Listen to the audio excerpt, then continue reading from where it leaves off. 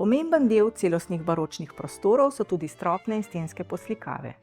Z videoprojekcijo predstavljamo 4 baročne spomenike: cerkev na Sladki gori, cerkev svetega Roka nad Šmarjami pri Jelšah ter slavnostni dvorani gradu Brežice in dvorca Smlednik.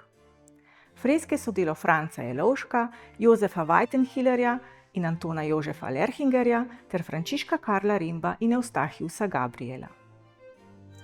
S 360-stopinjskimi posnetki smo v objektiv zajeli prostore do zadnjega kotička in s tem omogočili ogled stenskih poslikav v celoti.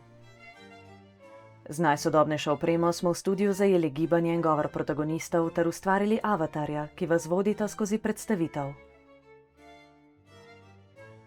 Prikaz vsebin na veliki projekcijski površini, ustvarjeni prav za namen razstave, diagonale 900 cm, je podprt s 3 sinhroniziranimi LED laserskimi projektorji.